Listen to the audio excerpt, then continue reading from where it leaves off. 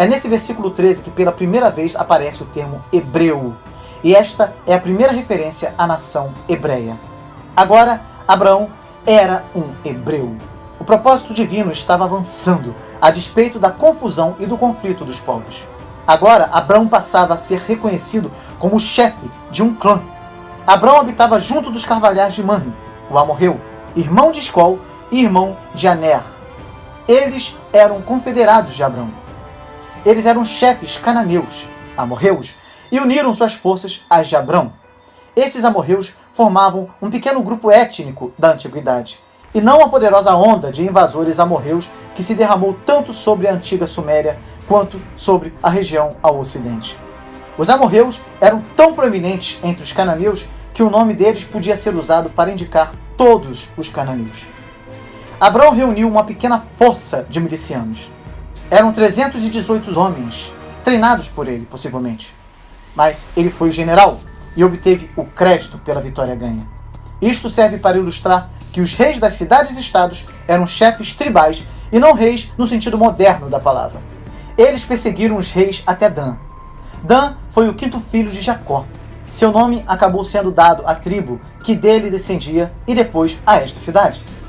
Se a perseguição efetuada por Abraão começou em Manre, em Hebrom, e continuou até Dan, então ele percorreu cerca de 250 quilômetros, uma grande distância para a época, ou seja, quase toda a extensão norte-sul de Israel. Provavelmente, Abraão precisou marchar por grande distância antes de encontrar o inimigo. Parece que o versículo 15 indica que quase todos aqueles 250 quilômetros foram percorridos antes de o inimigo ser detectado. Finalmente, em Dan, Abraão os surpreendeu e a batalha deve ter ocorrido nas proximidades daquela cidade. As distâncias cobertas por Abraão nessa perseguição causaram-lhe consideráveis sacrifícios e perda de tempo. Isso mostra o grande interesse que ele demonstrou por seu sobrinho Ló e pelos familiares deste. As tropas dividiram-se em vários esquadrões, de acordo com algum plano e formação de batalha preparados de antemão. Talvez tenha havido 4 grupos para enfrentar 4 distintos grupos de inimigos. Os intérpretes judeus veem aqui alguma espécie de treinamento e experiência militar na vida de Abraão, que o tinha aprestado para uma eventualidade como aquela. Eles os perseguiram até Ubá, que fica à esquerda, ou seja, ao norte de Damasco, estando o bando de Abraão a olhar para o oriente. Joséfo afirma que a perseguição durou um dia e uma noite, depois que o inimigo foi encontrado. Em Ubá terminam os montes e começa uma grande planície, e isso facilitou os golpes finais do ataque. Ubá, no hebraico, significa aquele a quem Yahvé incita. Talvez este fosse um lugar vazio entre montes.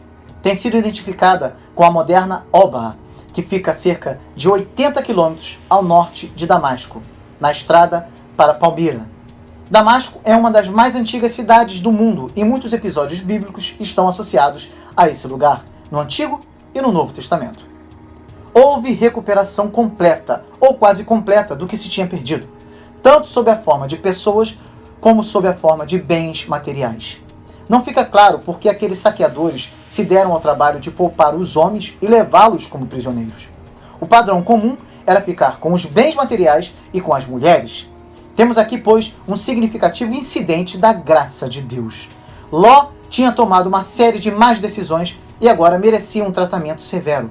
Contudo, talvez por causa de Abraão, suas grandes perdas foram quase completamente revertidas. Não obstante, ele não aprendeu a lição, pois regressou a Sodoma, somente para perder tudo no juízo divino, que não demorou a cair sobre aquele lugar. Abraão, segundo se vê neste 14º capítulo, começava a tornar-se uma força que todos tinham de levar em conta. Agora, ele era um poder entre outros poderes. Na primeira vez em que se engajou em uma campanha militar, obteve sucesso. Com a notícia de sua vitória, o rei de Sodoma saiu ao encontro de Abraão, pois estava em dívida com ele e queria expressar a sua gratidão. Ademais, havia tudo o que havia sido levado, incluindo as pessoas, e o rei estava ansioso por recuperar a parte que lhe cabia. E encontrou com Abrão no vale de Savé, que é o vale do rei. Ao que parece, ficava localizado perto de Salém, Jerusalém, onde Melquisedeque residia e onde posteriormente foi edificada a cidade de Jerusalém. muitos eruditos identificam o Vale do Rei com o Vale de Josafá. Não somos informados sobre qual seria esse rei, mas a maioria supõe que este rei seria Melquisedeque.